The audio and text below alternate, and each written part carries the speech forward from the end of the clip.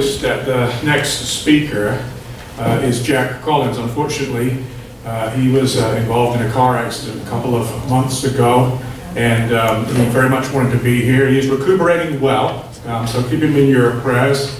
And I will be reading his paper for him, How to Evaluate the Mytho, Historical, and Genealogical Adam and Eve Views as Exegetical Hypotheses.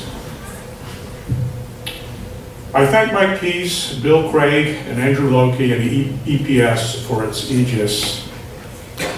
Keyes has helpfully laid out the theoretical virtues, and I'll be mindful of these virtues as I proceed. I hope to guide us in how to evaluate proposals for historical Adam, that is, for his existence, his possible date, his relation to modern humans. For this paper, I am not addressing the theological necessity of such a figure.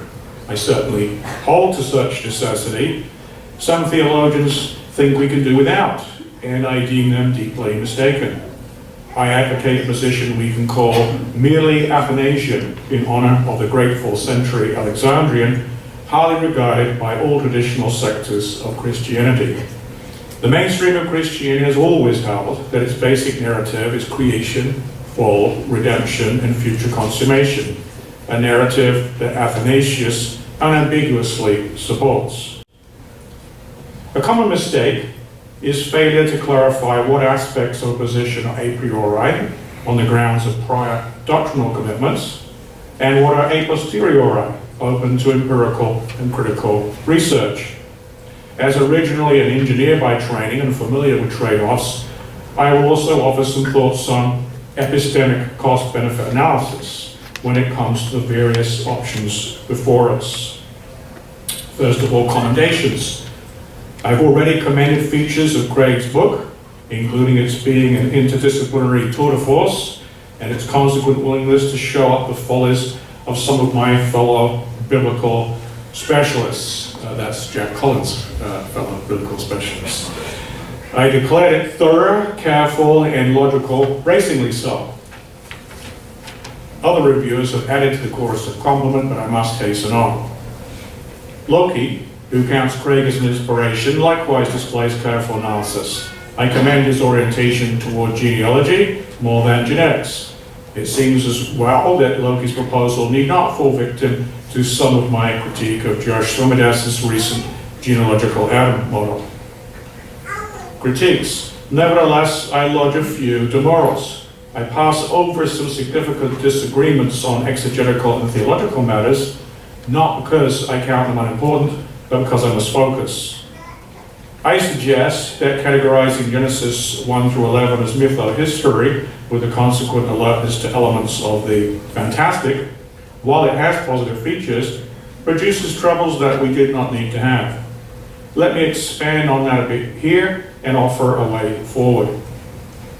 Without question, the stories in Genesis 1 through 11 interact with stories on similar topics from the ancient Near East, especially from Mesopotamia. Scholars differ on what interact means, ranging from strong dependence, playing up the similarities and downplaying the differences, to counteracting, giving full weight to the differences. We have no criteria by which we can discern textual echoes of these stories in the Hebrew Bible, but we can identify common motifs. So perhaps there are also common literary conventions. Craig's term mytho history comes from a prominent Assyriologist, Thorkild Jacobson. That disturbs the biblical scholar John Oswalt. Quote, I think Craig wants to say that Genesis 1 through 11 is history with myth-like characteristics. That was not at all Jacobson's interest. He believed that Genesis was a, quote, false tale of the gods, just like the Sumerian writings are, end quote. It would be a genetic fallacy to say that we cannot use the title because its originator had erroneous views of Genesis. Indeed, Oswalt's fellow Wesleyan Bill Arnold uses the label without attributing falsehood to the stories. Nevertheless, despite Craig's clear protestations, many hear mytho-historical with the accent on the mytho component. and assume it applies some falsehood to the supposed history. But my critique is different. If Oswald's account of why Jacobson coined the term is correct, then the term suffers from being etic rather than emic. It represents how an outsider to Mesopotamian culture sees the stories. As to the matter of genre, I simply say that I find the rhetorician Carolyn Miller's views to be more helpful, namely to identify a speech or text by what social act it performs. We can then go on to discuss literary conventions by which these acts are performed. In fact, C.S. Lewis provides the best summary of what we should seek when we speak of such classifications. Quote, the first qualification for judging any piece of workmanship, from a corkscrew to a cathedral, is to know what it is, what it was intended to do, and how it is meant to be used, end quote. In order to answer what it is, what it was intended to do, and how it's meant to be used, another Assyriologist, William Harrow, provides a more sympathetic description of the standard Mesopotamian texts, calling them prehistory, accounts of the earlier stages of existence before there were any secure written records, and proto-history, accounts of the earlier stages of human history for which there are records. Not only is this more emic, it also leads more easily to the answer of why these stories were told at all, and told in the way in which they were, satisfying one of Key's diachronic virtues, namely fruitfulness. A simple description of the social function of prehistory and proto-history is that they aim to shape the stance of their audiences toward their lives in the present world, their worldview. It's a highly selective telling of events, a kind of front end to the story of us, the big story that tells the community's members who we are, why we're here, and what the good life consists of. In Mesopotamia, the good life involves submitting to the gods by obediently occupying one's role in a stratified society that mimics the divine society. By contrast, the stories in Genesis ground the unique calling of the people of Israel to be a community in whose members the imitation of God's character will flourish, a community through whom the blessing of the knowledge of the one true creator God would go to all the peoples of the earth. Like most of the Bible, Genesis 1 through 11 was intended to be used by being read in public worship and expounded by a qualified priest. Generally, when communities tell prehistory and proto-history, they're not aiming at satisfying historical curiosity. They're not seeking to convey antiquarian history. We need not doubt that the Mesopotamians thought their accounts were the telling of real events, albeit with lots of color and symbolism, perhaps with rhetorical devices such as anachronism. And that leads to what I think is the best way to describe the storytelling in Genesis. The premier English man of letters at the dawn of the Reformation was John Colet. And in his letters to his friend Rodolphus, he said, quote, Moses arranged these details in such a way as to give the people a clearer notion, and he does this after the manner of a popular poet, in order that he may the more adapt himself to the spirit of simple rusticity, end quote. In addition, J.I. Packer, a firm adherent of biblical truthfulness and authority, has offered some illuminating remarks on hermeneutics for Genesis 1 through 11. Quote, Moses knew what he was doing when he shifted stylistically from the poetical prose mode of narration in Genesis 1 through 11, with its pictorial, imaginative, quasi-liturgical phraseology, its paucity of mere information, and its drumbeat formulae, to the ordinary narrative prose mode of the rest of his work. There has been much discussion as to whether words such as legend, saga, epic, myth, or tale would be good labels for the kind of narrative these chapters contain. But none of them will really do, because they all imply that what is narrated is fiction rather than fact, and by linking his narratives with genealogies that take us from Adam and Eve down to Abraham and across the entire Mideast, Moses shows that he means those narratives to be understood as space-time history, although told in his chosen, incantatory, poetic way. The narrative of Genesis 2:4 to 3:24 is heavy with parabolic symbolism. End quote. Packer is clear that what he calls parabolic symbolism, what I call pictorial description, is not over against historicity.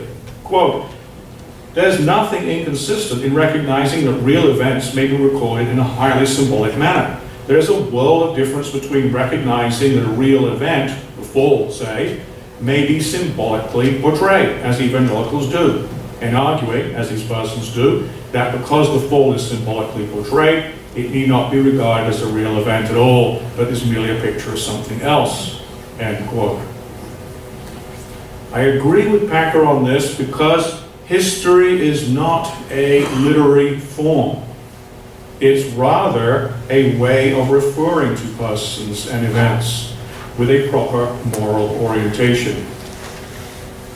In contrast, Kent and Sparks asserted, quote, "Historical representation maintains a very close relationship between a narrative and actual events," end quote.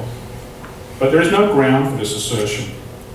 The historical impulse is patent here, as Packer noted, quote, "by linking his narratives with genealogies that take us from Adam and Eve down to Abraham and across the entire Mideast, Moses shows that he means these narratives to be understood as space-time history, though told in his chosen incantatory poetic way," end quote. Finally, from Packer, we have, quote, "Genesis 4 and 5, following straight on from the debacle of Eden, constitute a poker-faced recital of moral corruption, alienation from God, and universal death among Adam's descendants. The statement, often gaily made that original sin has no place in the full story, is true only at the verbal level," end quote. An advantage of looking at Genesis 1 through 11 this way is it offers us a more satisfactory way of dealing with elements that Craig called the fantastic. Packer uses the term symbolism, which I prefer pictorial. But Packer's term does at least guide us to ask of the elements symbolic of what? More fruitfulness.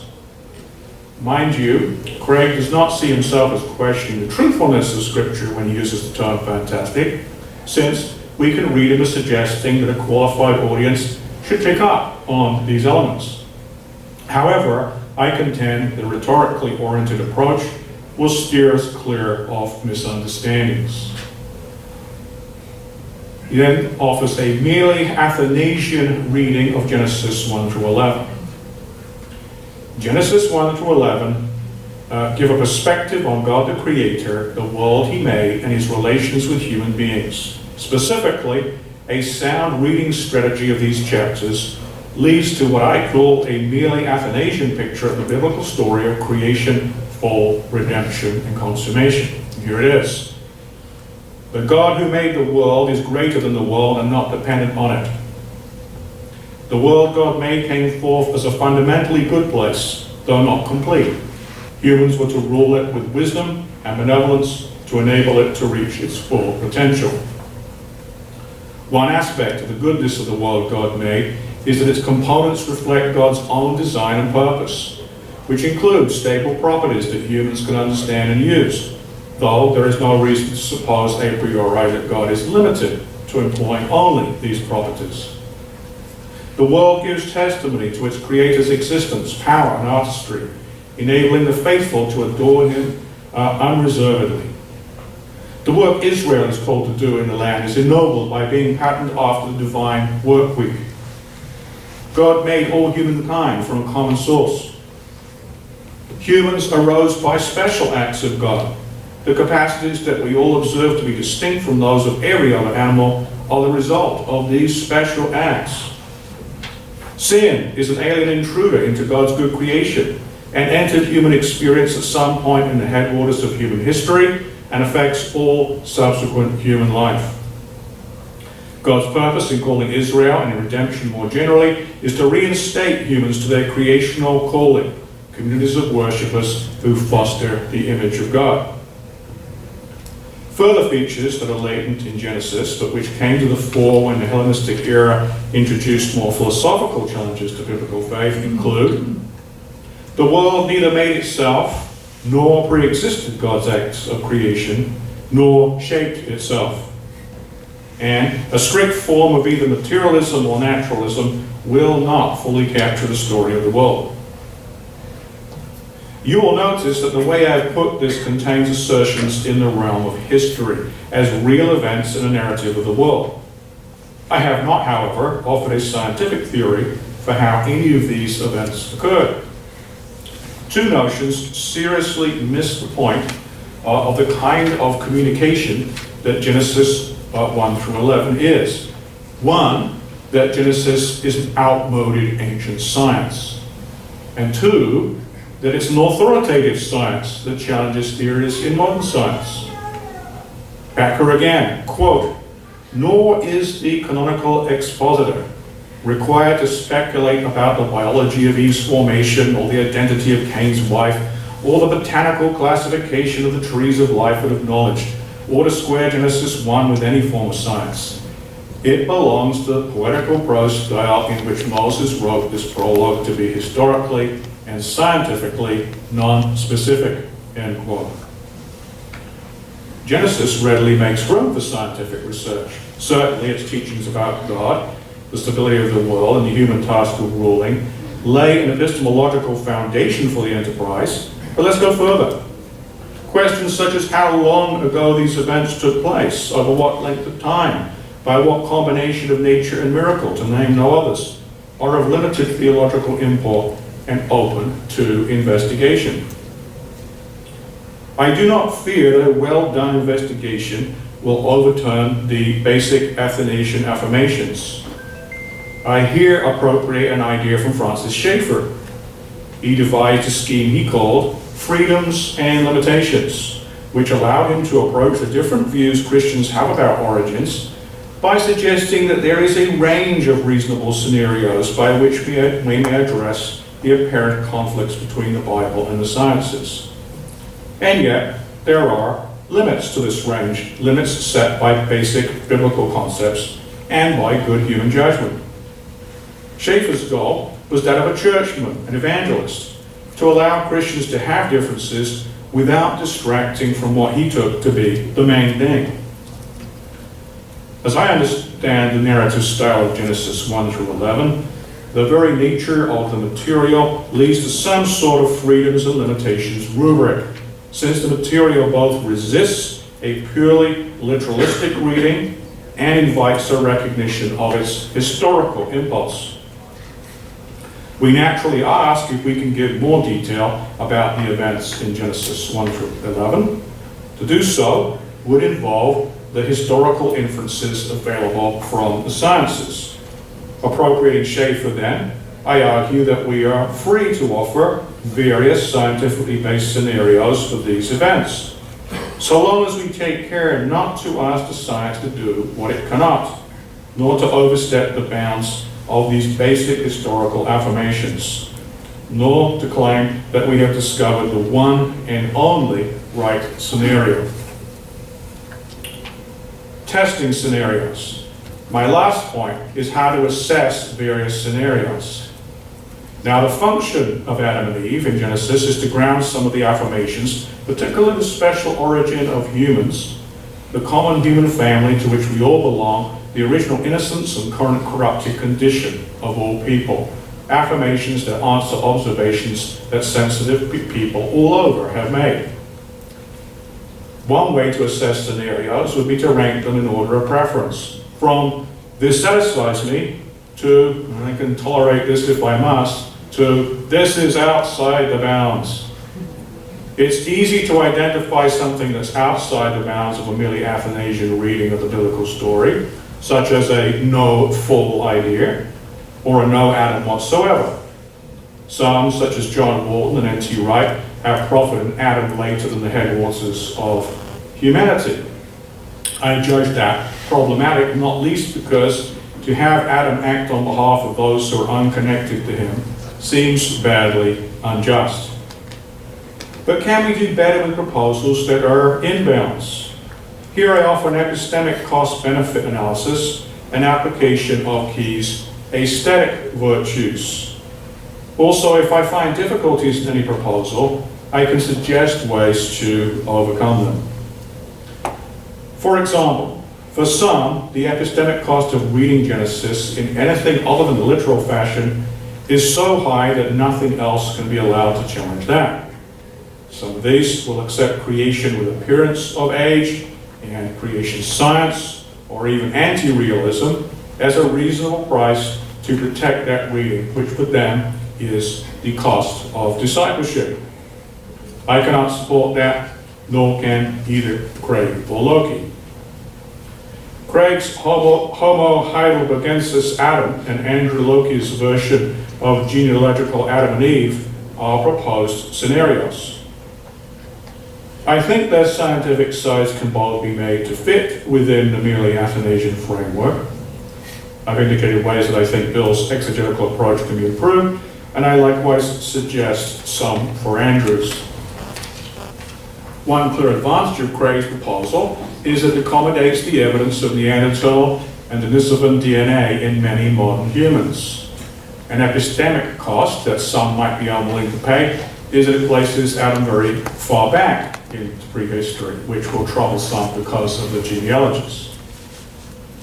Loki offers a version of the genealogical Adam and Eve model that Joshua Swamidass proposed. As for how Swamidass relates his proposals to Genesis, I take him as making suggestions rather than practicing concordism.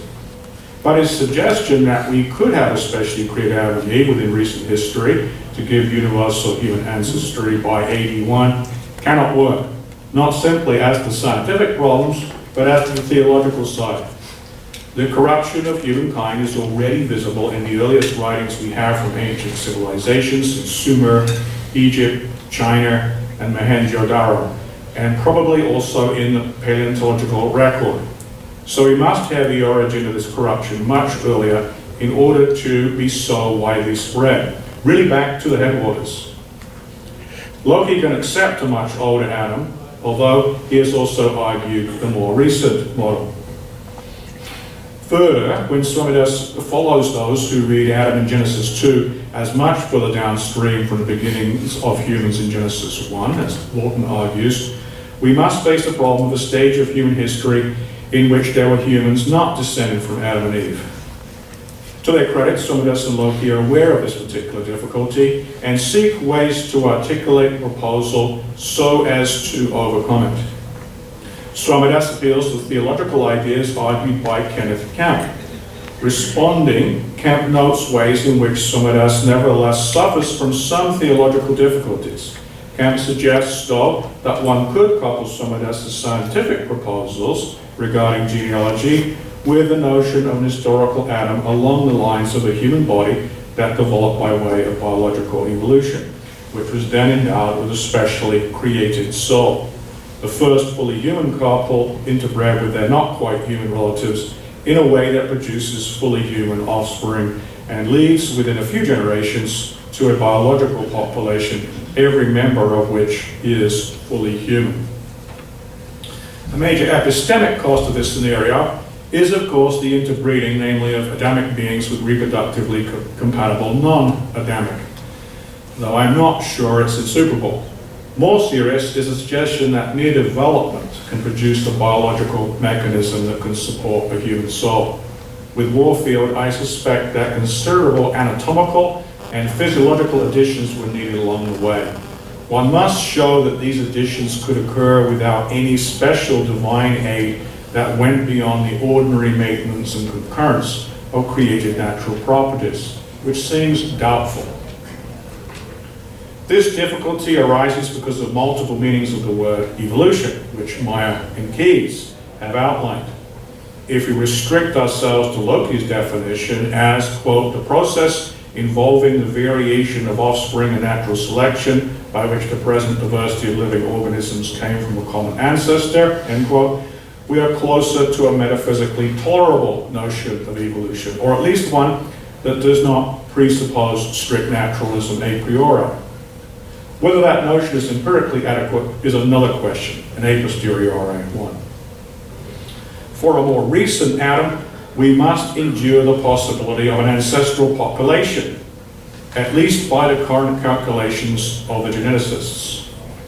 Although we cannot separate an actual Adam and Eve from the merely Athanasian reading of Genesis 1 through 11, these population views need not deny that, if Adam and Eve are the chieftain and his consort, as Derek Kidner put it, the first upon whom God supernaturally bestowed his image.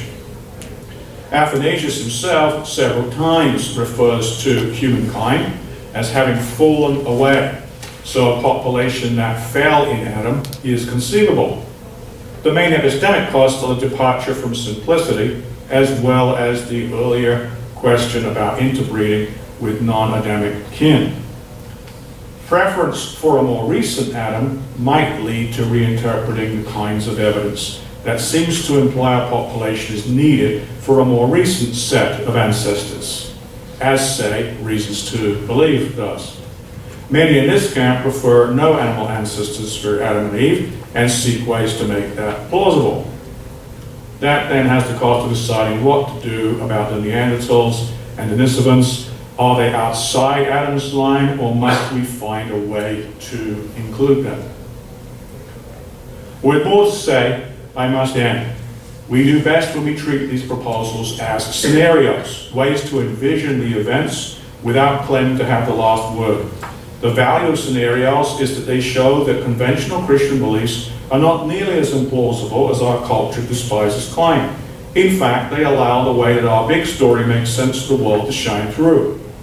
However, we must allow the biblical materials to do the work they were given to do, namely to provide the divinely approved way of picturing the actual events, so that we can take our place in the unfolding story with a mixture of admiration for the Creator, sadness at this entry of sin, obedient faith as we embrace the gracious remedy, and joyful hope for the final triumph.